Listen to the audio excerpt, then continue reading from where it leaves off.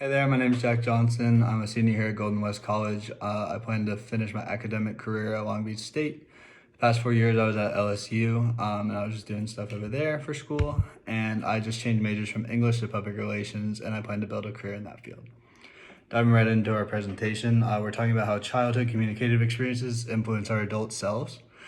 The huge accumulation of thought and communication patterns that we increase in as we grow up is often overlooked. And we really think about short-term memory when we're talking about our identity. The way we communicate is one of the most important things about being human. And instead of just looking at recent experiences and interactions, I think it's always like required or important at least to know somebody's true self, to know them way back long term or all the way to childhood even. An article talking about this is Experimental Changes in Friendship-Related Communication Skills by John M. Reisman. His main points in this are that children are apt to perceive failure in school as a result of their own lack of ability or motivation. So that's really why kids think they're failing. They think it's their own fault first.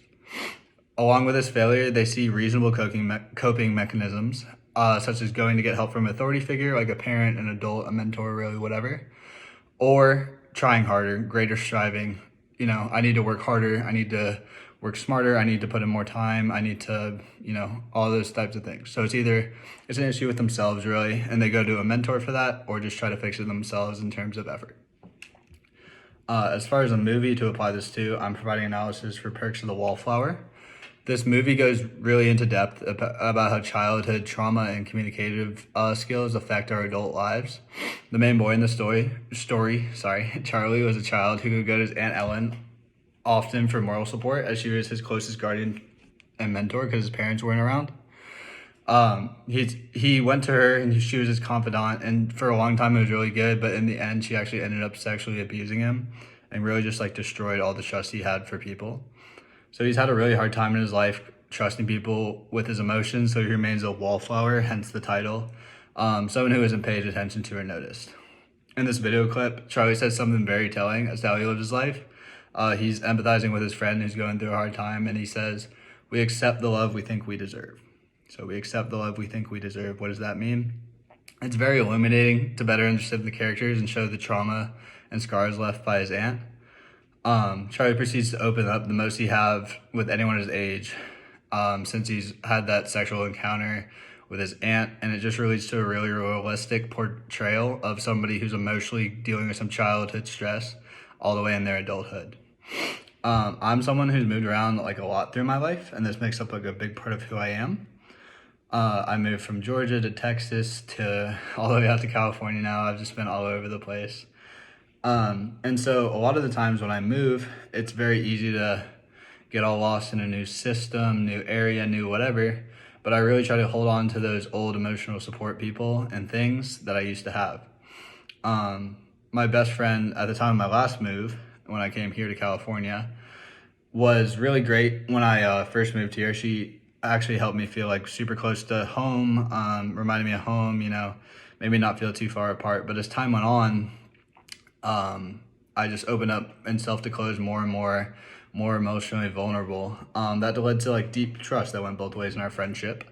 She started kind of trying to get me to come back to Georgia. That was her motive in the end. But yeah, it just slowly started building some resentment towards my family, people here, different stuff, all because I was clinging on to that childhood protector, that confidant, that handhold, that's something that I felt comfortable with.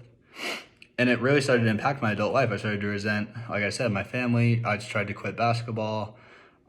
Just a lot of really hard stuff that really impacted me from just somebody I knew from my childhood. To this day, I still haven't reconciled with that person, but it really did leave me with a huge understanding that childhood experience and communicative lack or improper use can just lead to a lot of issues in adulthood. And we come to a conclusion it's natural and beneficial to have mentors, of course, and authority figures. Confidence are some of the most human being traits that we have, and we really need that person to be able to confide in. We can go to these people with our successes, but really we need the most to rely upon them when we fail. These interactions will not only help us during our youth, but will help leave lasting impacts on how we see the world, think about people, and live our lives. If we happen to choose the wrong person, it can be super damaging and take lots of work to repair and mend those wounds.